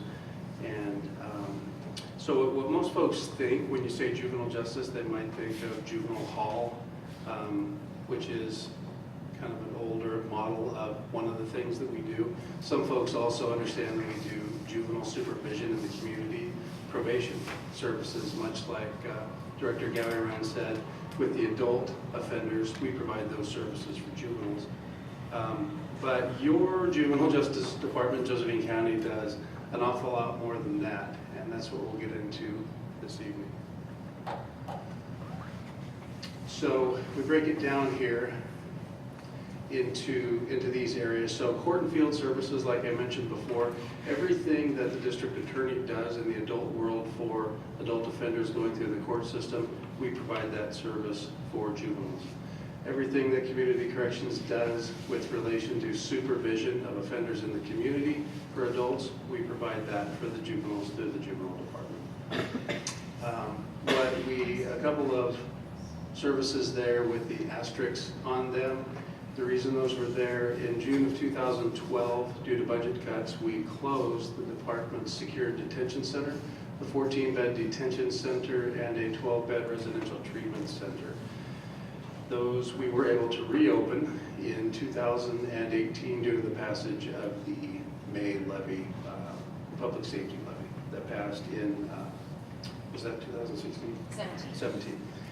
And so we'll get into the story on that in the next slide, but we also, under the Administration of Juvenile Justice, we have the Children's Advocacy Center. This is a program that works in concert with the district attorney, and it is all about helping the victims of child physical and sexual abuse and getting them to a place that is non-institutional where they can be interviewed and information can be gathered so that the district attorney can prosecute the perpetrators of the cases of childhood physical and sexual abuse in Josephine County. A very, very important program. We're up to 2 FTE in that program with the children's advocate that runs it, and we were able to bring on a forensic interviewer this year also. The prevention department, I think we have about 6 FTE there now. That is also under Josephine County Juvenile, and it's funded primarily through the state taxes on alcohol and cigarettes. Those taxes that come back to each individual county, those go to prevention departments. We have folks embedded in all 3 county high schools and Grants Pass High School, some presence in all of the middle schools in the county, outreach officers in those schools, with the idea of preventing youth from penetrating further into the system and actually being referred to juvenile justice. So a lot of work on the front end to try to keep kids out of the system. The family court mediation, another sub-program under juvenile justice, and these are, so every case, new law says that it's not strongly recommended anymore, but every case in family court of divorce that involves children and a custody battle will go through mediation. That program is also under the juvenile department. Looking back at 2018, as I mentioned, the passage of the public safety levy, we were able to reopen our detention and residential programs. That required a great deal of a very heavy lift of hiring, training, and staff development for that. We expanded the prevention program. I mentioned having the outreach officers in the schools. That was a dream of ours for years and years that we were able to make possible through the support of the county commissioners with some of the marijuana tax revenue that is allocated back to individual counties. And we were able to continue the core services that were not lost in 2012 when the budget cuts hit us so severely. We were able to not only continue but upgrade the services for juvenile justice and court and field services. In the future, the state has just approved us for an extended 30-day detention program that youth that are on the verge of being committed to the Oregon Youth Authority can utilize this program in order to stay in the community. I mentioned the expanded Children's Advocacy Center services with our new forensic interviewer. Implementation of a restorative justice community service program, which has been on our wish list for quite some time.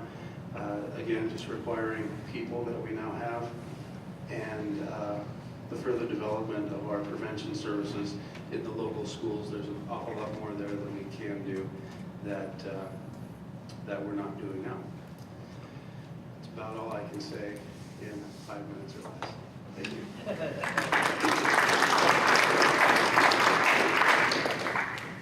Good in 5 minutes or less. Did I make that? Jim. Jim really had to ramp up with the new public safety levy that came back last year, and he was on time. In fact, I think you were ahead of schedule on most of the projects for ramping that up. Next up is Public Health. Michael Weber is with us today. He's our Director of Public Health, and I'll turn the mic over to him. Mike.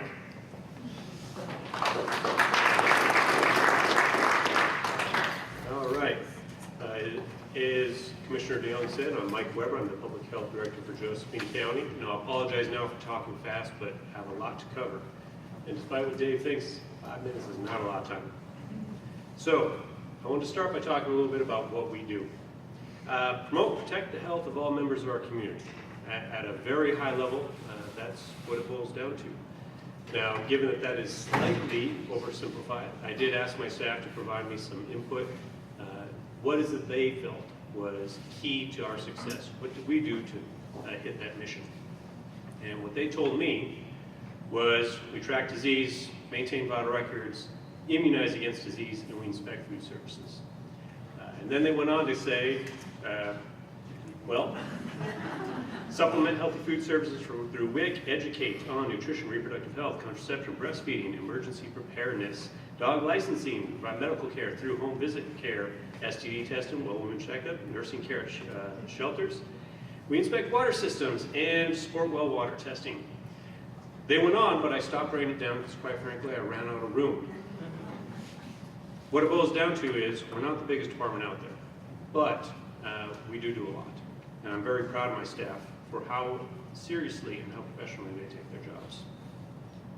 Before moving on, there is one more thing we do that I want to point out, and that is the sheltering, caring for, reuniting, and the adoption of pets.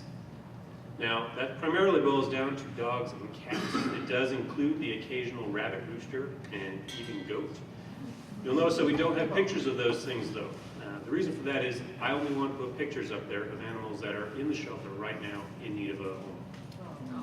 So, given that today is National Pet Day, anyone interested, please go on down to the Josephine County Animal Shelter, located at 1420 Woodside Boulevard, just outside Maryland, across from the airport.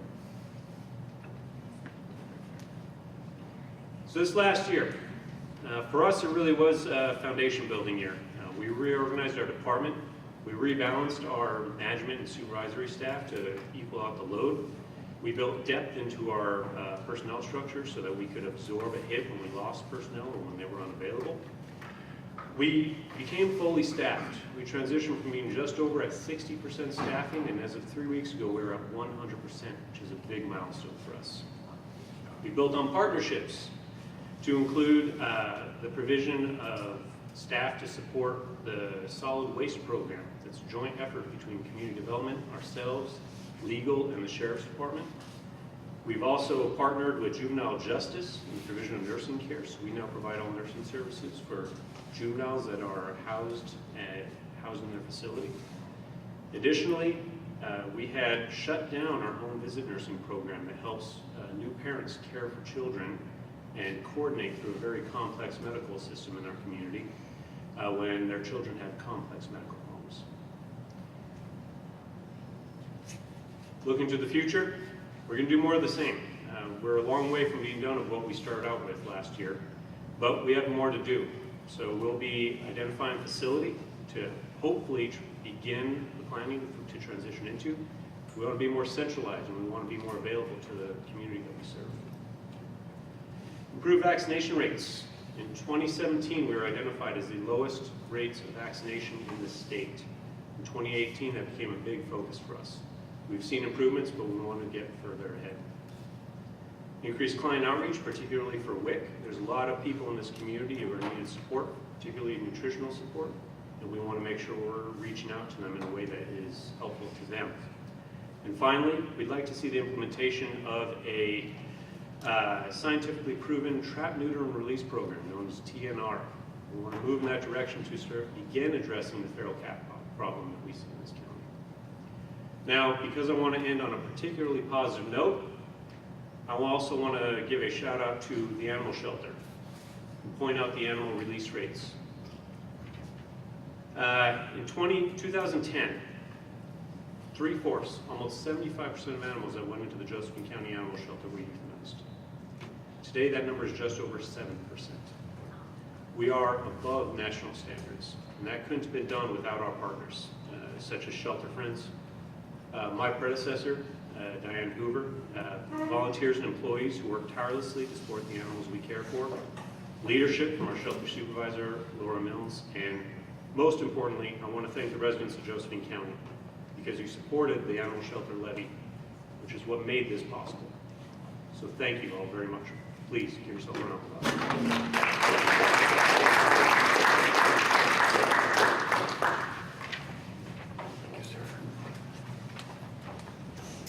Great to have you on board, Michael. Great job in the last year in turning that department straightforward. Next up is Transit, Scott Chancey. And Scott takes care of our transit is the bus lines and things of that sort, public transportation. Scott?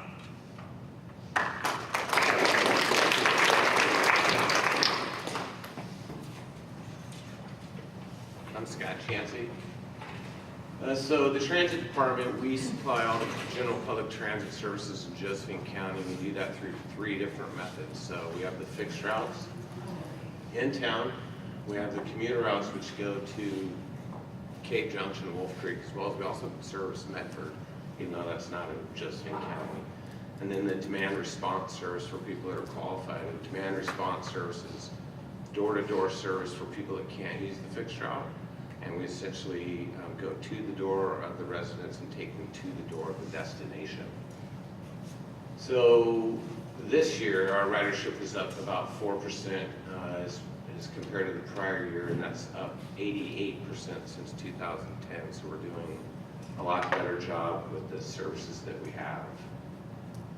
So looking back, as you might know, there was a payroll tax that was passed in 2017 specifically for improvements in transit service. There was a lot of planning work involved in getting those funds, so the state wasn't just going to hand those over. We had to say what we were going to do with those funds and how we were going to spend them. We got all that taken care of, so we'll expect to see those funds start to come in July 2019, and with those we'll provide some more new services, which I'll talk about here in a second. The other thing that we did, which we're pretty proud of, is we have an AVL system in all of our vehicles, so you can get on a computer, a web-based application, or a smartphone, smart device, and look in real time where any of our vehicles are at, and what's the estimated arrival time at any given stop. So that's improved service to our passengers. With that equipment, we also have Wi-Fi on all of our vehicles that people can access, and just like to point out that people aren't allowed to ride our services just round and round and round all day. So that's just the Wi-Fi when we're on that for that one particular trip. But it does provide quite a bit of service for people that are riding those commuter routes, which could be anywhere from 46 to 50-something minutes of one-way trip. We also ordered 4 full-size buses, so we're moving away from a smaller cutaway to a full-size traditional transit bus. They last longer. They're a little bit more expensive up front, but they last longer. They hold more people. They're more suited for what we are doing with them. Also pretty proud that 2 of those are going to be 100% electric, which means they're not hybrid, they're not diesel, they're not CNG, they're 100% electric. So we will be one of the first agencies, if not the first agency in Oregon, that's going to have these in revenue service or out there on the road. So we're pretty proud of that as well. We're hoping to get those vehicles here. The date keeps changing, but we're looking at having them on the road in the fall of this coming year. So the road ahead with the funding that I said that we were going to get in July, we were looking at starting Saturday service. Currently we only operate Monday through Friday. So we'll be implementing Saturday service the minute that we get all of our vehicles and drivers hired and everybody's up and ready to go. We're looking at better frequency as well, which means frequency is how often the bus comes by. So typically we'll operate every 30 minutes to every hour, and we'd like to move those routes that are every hour to every 30 minutes. The other thing is we're looking at doing an on-demand transportation solution. So that's a fancy word for being able to book a ride in real time. Now, we expect to expand evening service from 6:30 to 9:30 And this is how we're going to do it. Rather than run a bus on every route, we're going to allow people to book rides on an app or call our office or some other similar method to book a ride in real time. So essentially this is exactly like most transportation network companies such as Uber or Lyft. So we're providing the ride only when it's demanded, not running a bus regardless if there's a need for it or not. So we're going to test that out come this fall as well. So we'll be a test pilot for the state. The other thing that we're looking at doing is starting an electronic fare payment system. So that'll either be implemented via a smartphone or a device or an electronic payment card that somebody would be able to just get on the bus, put it in front of a card reader, and the fare would automatically be deducted out of their account. And then the last thing that we're looking to get just rolling on is we're proposing and building a transit hub in downtown Grants Pass. So currently, all of our buses, they come together and facilitate transfers at the courthouse. And there's not enough room at the courthouse for all of our vehicles, if you might have seen that. So at any given time, there might be 3 to 5 vehicles there, and it's just not enough room. And the last thing is we're looking to secure funding. I think I've actually secured it, and until it's official, I won't be able to say that, but more runs to Cave Junction and Merlin, as well as continue the service to Metro via Road River and Gold Hill. And that was it.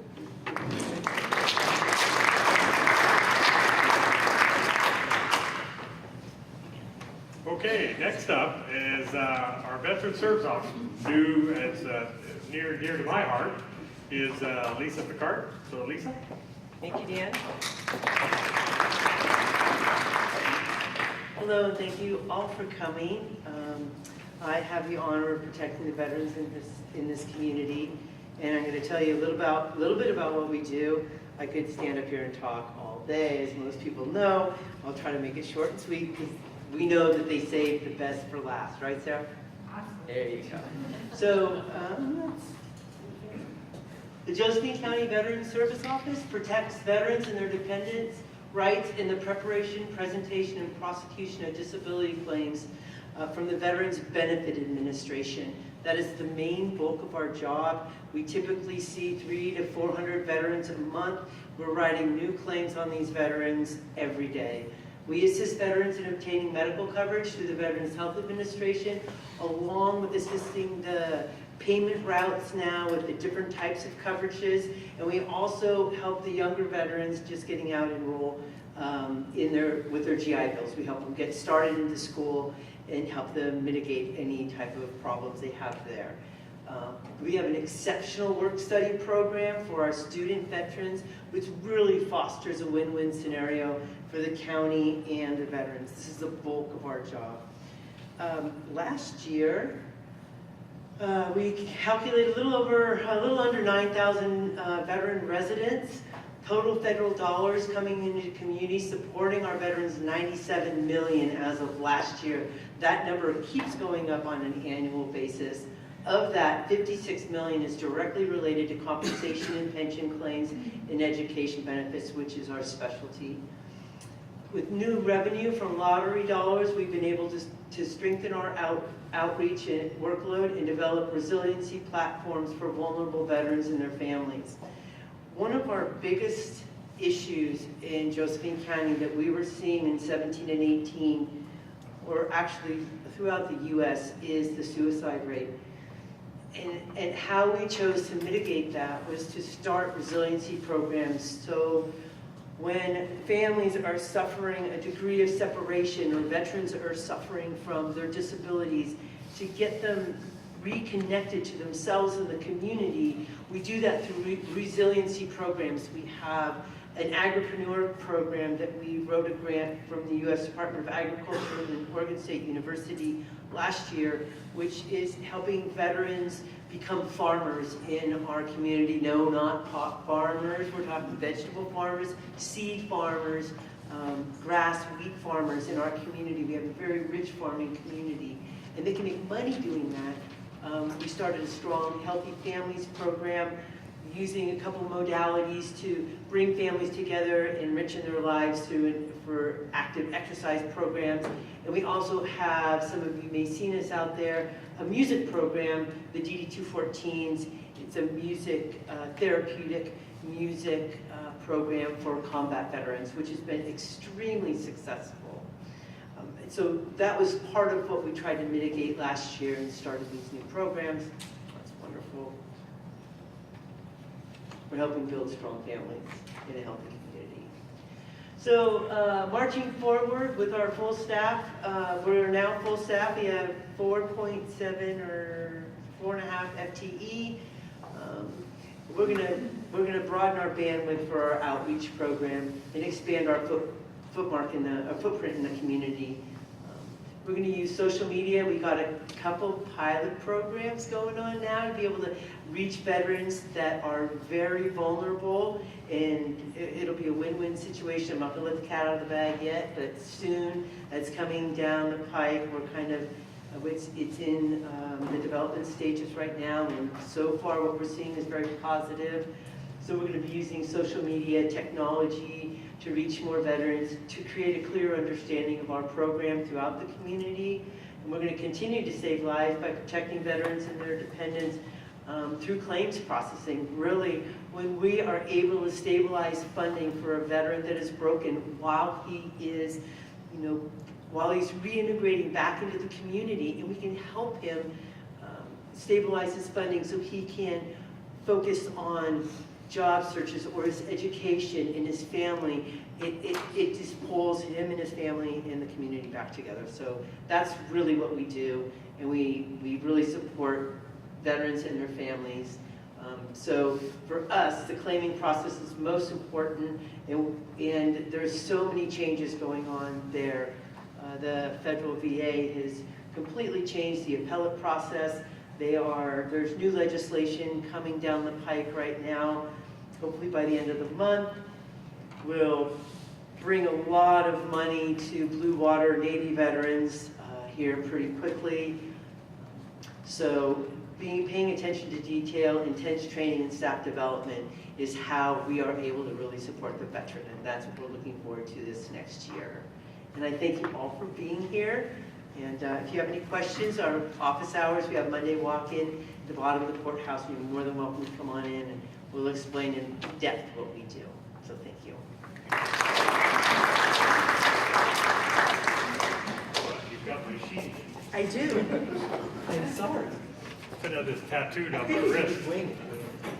No, I really appreciate all that Lisa does, because I'm a Vietnam veteran, Navy veteran, blue water sailor, I think we call it.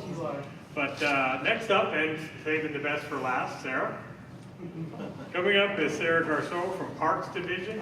While she's coming up here, I want to thank RBTV for live streaming our meal here, Wild River Pizza, and also Jason Roberts, who is our public PIO, Public Information Officer. He came on board with us this last year. He's doing a fantastic job. Takes care of an awful lot of things for us. Thank you, Jason. Sarah?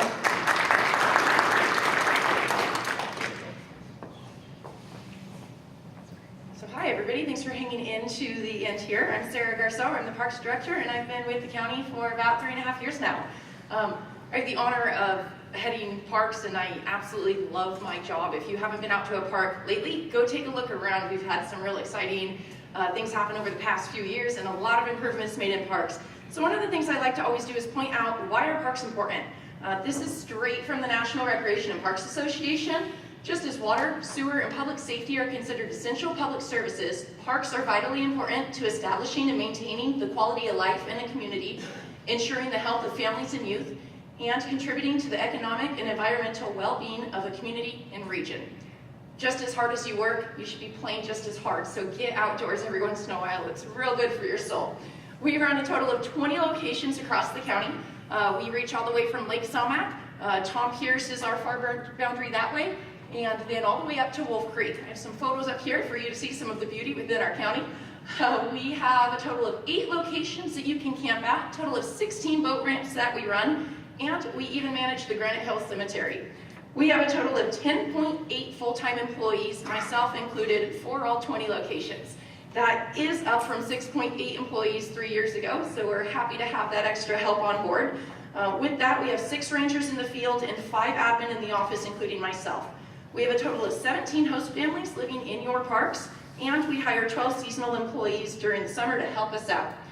We've been self-funded since 2006. At this time, we receive about 75% of our revenue from camping fees, about 18% of revenues from day use fees, that also includes your annual day use pass, and only about 7% of the rest for miscellaneous. And it looks like I didn't run a spell check from here, so I apologize about my speediness and tight deadlines and turning that around. Miscellaneous comprises of ice sales, wood sales, shelter reservations, and some other just small programs that do happen. Looking back over the past year, we have successfully got rid of Reserve America, and now when you call us to book a camping reservation, you're calling my office. You're talking to people that live right in the Grants Pass area and are able to talk to visitors about stuff they're going to be doing here, like the wild and scenic trip down the Rogue River starting from Alameda. So it's a real cool benefit we have. We've removed a lot of barriers and increased accessibility across parks. We have started to address the milfoil issue out at Lake Sumac, which is an invasive weed. Really, we're down to right now, we've purchased $6,000 of tools so that volunteers can go out and help us manually remove the milfoil. That's the best bang for our buck we can get right now. Efforts happened all last summer, have been successful, and we're seeing a reduction in milfoil growing currently in certain locations. So we'll be targeting locations that people like to swim and fish so that we can start turning them back around and foisting a lot of recreation through the area. Schroeder has had quite a few improvements. As you drive through, you'll notice the big humps for the RVs are gone. We've smoothed out the cracks in the roads, so that's really great for visitors as well as locals. And we've redone the tent loop. It'll be opening in about 1 month at this time, but we've had a lot of renovation happen back there, and then small improvements across all locations as well. Looking forward, we are revitalizing our volunteer program. Volunteers are vitally important to our parks program. If you like to get out and give back, come join us. Contact our department for more information. The biggest project we have coming up is the White Horse Park renovation. It's about a $1.4 million project for the upper half of White Horse. That's where we're going to take underutilized old tent sites and turn it into an RV park to help bring more revenue to our community, as well as provide those RV sites, which are the highest demand camping that we have in Josephine County. Often our full hookup sites are fully booked throughout the entire weekend, and if you haven't made your reservations yet, your favorite date and favorite location may already be gone, so get online so you can choose your second best location and time. Take your vacation hours.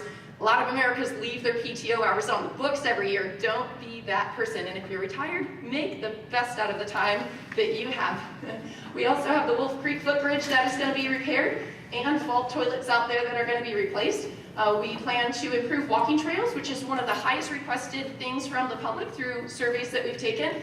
And we're going to be doing an in-house parks master plan itself. If you haven't bought an annual day use pass, buy one. It's $30 for the rest of the year. You then don't have to worry about $5 every time you go to parks. And we want you to recreate more. So call Parks if you don't know how to do that, and we'll help you out. Thank you.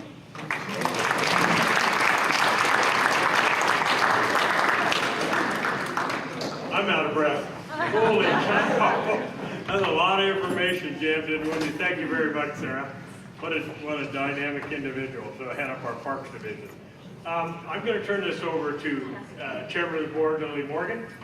Lily, it's always a pleasure to serve with you. You and I have served on the City Council for a number of years and then moved over to the county.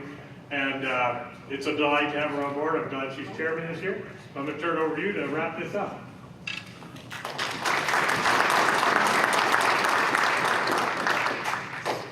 Thank you, everybody, for being here tonight. Today, I guess it's still not night. I get to drive to Springfield after we're done. The governor has a council on fire that she's created, and I have been appointed to the subcommittee on suppression. So they said they were going to meet in Southern Oregon, so thus I get to go to Eugene. We always have to laugh about that.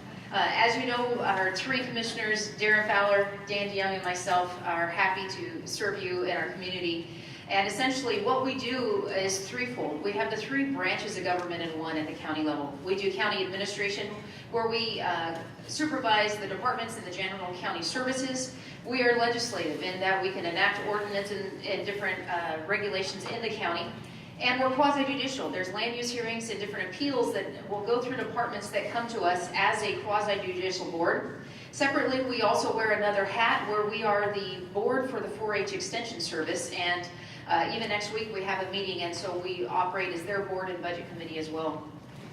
We also do advocacy. We meet with local officials, state officials, and federal officials and agencies to try to advocate on behalf of local uses. You know, we've heard several references today about taxes and how it's a benefit to get some programs going, but it's never a benefit when it comes out of your pockets. And so we take seriously the cost that it takes on families to pay for the services that we provide back to you. We have memberships to do that. We're members of the Association of Oregon Counties. I serve as vice chair of the Public Safety Steering Committee. Both Commissioners Fowler and DeYoung serve on other steering committees as well.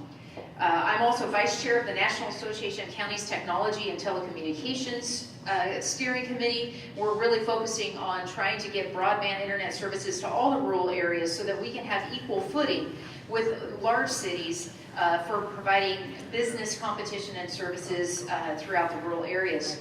We're also members of the Association of Oregon and California Counties, which there are 18 counties designated for resource and revenues of BLM lands back to the counties. And we're proudly members of both the Grants Pass Josephine County and Illinois Valley Chambers of Commerce. We do citizen engagement. We currently manage 17 advisory committees that citizens are a part of and advising us back in those functions. We also take part in other advisory committees run by other agencies, but 17 we manage ourselves, and we love going on KJO at least once a month and taking your calls and questions on topics. The highlights of 2018, we opened the Juvenile Justice and Detention Center. Merlin Sidewalks was maybe a little contentious as we've got through that process, but we also learned more about our process of communicating with the community, and as we move forward, we want to do that better. We were able to move the animal control officers over to the sheriff's office. We had the opportunity to appoint a state senator and a state house representative. That's not something commissioners do every day. We were able to partner with the city of Cave Junction for some renovations at Jubilee Park that are upcoming, and we're excited to be able to be an equal partner with the Illinois Valley. We had 1 land use hearing and 7 ordinances. The ordinances covered everything from forest upkeeps, relating to firearms. We updated our housing policy to try to follow up with the housing emergency we declared at the end of 2017 by increasing the ability to have housing opportunities and easier development in the rural areas. We got the code adopted. You know, all of our county rules were in various formats. It might have been an ordinance here, a rule there, a ballot here, and they were not in one location. It took them 6 years to complete it, but we adopted the code. Now we have to go through and get the rules updated, because some of them are so outdated, you're like, how can that possibly still be on the books? But at least it's all in one place for you to be able to access and to see what our current laws are. We did finally finish the land use policies regarding marijuana, and though that was a long process, the final outcome was to get completed and is in place. Part of that was a certification compliance program that's getting up and running right now.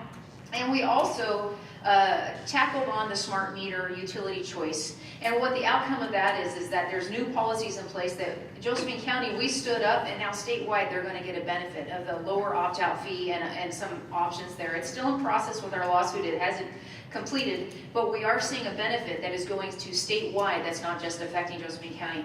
One other thing I would like to highlight, we mentioned the forest monies are going towards the juvenile department, the CASA, we were able to support them with an extra screener and also another veteran service officer in the veterans office. But our marijuana tax dollars that we receive through state funds and what we use to fund another code enforcement officer, an attorney to process those code enforcement, we were able to fund school resource officers. So when the sheriff is able to get all those positions funded, we'll have additional school resource officers to assist, and we put it back into school outreach officers, which are prevention officers placed in each of the county high schools, as well as prevention programs for Women's Crisis and Support Team into the junior highs and high school. So the idea is to take the money that we're receiving from that and benefit it back into the future of our community by investing in our kids. I'm very proud that that's what we're doing with our marijuana tax dollars.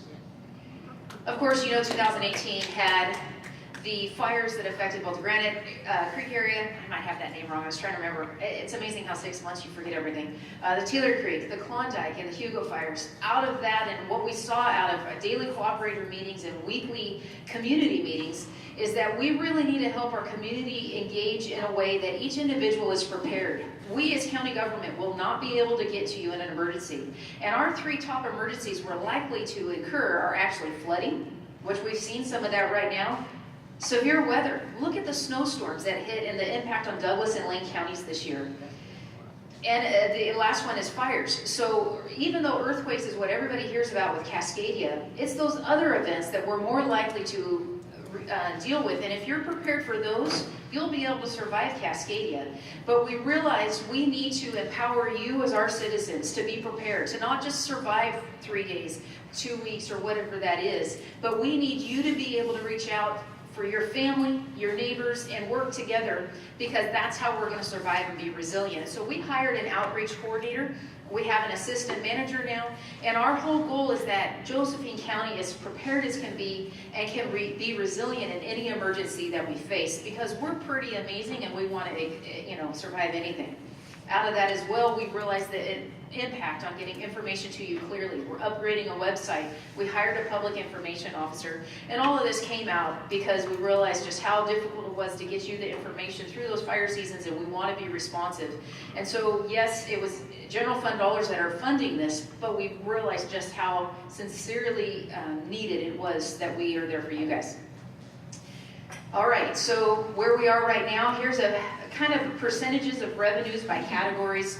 Our biggest funding, we had 26% that was in our beginning fund balance. 10% of our revenues are from property taxes, state grants, federal grants, fees for services, and other taxes that we get through payments in lieu of taxes from the federal government, gas, alcohol, state share taxes, is primarily 50% of what we get.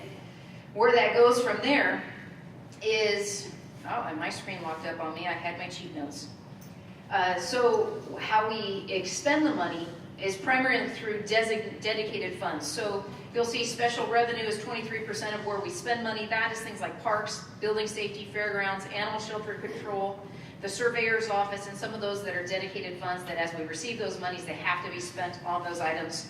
The enterprise is listed as airports and jail commissary. So we spend, law enforcement's about 11%, general fund, which covers general services to the community we're required by state law to provide, is 16% of the funds. And the most exciting thing I can say is that our first budget meeting is May 7th, so we invite you out for that meeting, and you can see the details of all of our budget, and you can give feedback on every one of the budgets that we present. Current snapshot, we currently have 443 employees. That's a lot. That's a lot of cost to our community, and so we're proud of who we've hired and keeping that we're serving you with excellence. We utilize NeoGov, which is a program to hire, and we've been able to recruit nationwide. Out of that, last year alone, we had almost 3,300 applications. Out of that, there were 115 new hires. There were some internal changes and promotions and readjustment of job descriptions, about 40, and we currently have 16 open positions. So look on our website to see if there's a job that would interest you working for the county. Information technology is doing a lot. Not only with every employee that gets hired, there's new computers to set up and phone systems, but we are in the process of upgrading our website. We've chosen a provider named Revise. This will allow two-way communication so you can message and get messages back from the right departments. Mobile devices will actually be able to stream accordingly. We'll be ADA accessible on our website. Our agendas and minutes will be more easily accessible for all of our advisory boards and commissioner meetings. And hopefully it'll be easier to use with fewer clicks and finding the right information you're looking for. We decided that co.josephine.or.us is too cumbersome to say, and we're currently advocating with the federal government to be able to use josephinecounty.gov. So that will be part of our rollout as an easier, quicker, even though it's more letters actually, easier outcome for somebody to be able to find us. What are we looking for in 2019? Always, our first priority is to make sure that we can serve you to the best and keep our community safe. And until we have full-time patrol and detectives to investigate the crimes, we're going to keep looking for funding sources. We're looking at all those options, whether it's a bill that we try to introduce up at the state legislature, whether it's looking at if economic development dollars can maybe be used for a detective position, or whatever options. We're looking at those so that we can have funding for those services in our community. We're in the process of upgrading a facilities master plan. We have properties for sale. We have departments that are going to have to move and relocate. We're trying to see what needs to happen with that and what assessment of all of our properties are. We also have radio towers that keep all our fire districts, our sheriff's office, the police departments, all the utilities, or all those radios in the county are currently using county infrastructure, but they're aging and it's going to cost money to upgrade, and we're looking for funding to get those upgraded. Our consoles with the sheriff's office are very outdated, and we have some big ticket items that we're having to deal with. So even with having extra personnel on the road, if they can't communicate back to dispatch or the 911 center, that's going to be an issue. So these are things we're having to address this year. We're looking at a strategic plan where we're looking at how do we continue to invest into the economy of our community. How do we raise the economy for everybody so we can afford to live in this community? We know housing costs are high, but we want to have the jobs that can support the housing that's there. And we're investing in our youth programs in our community to try to have a workforce that's prepared in the future. So we're proud of what Illinois Valley High School started in the Youth Pathways Project and bringing that to the other high schools in our community. And Josephine County has partnered financially with that program to make sure our youth get internship opportunities so they're prepared for the workforce. So when we can say we have a workforce, we can bring those businesses in, which in turn will bring the economy up. We are investing back in the community by partnerships in that way, as well as the Southern Oregon Air Academy, and introducing aviation and other jobs like that and other job opportunities for both the Illinois Valley, where we have an airport, and the North Valley. And those programs are still in progress but coming.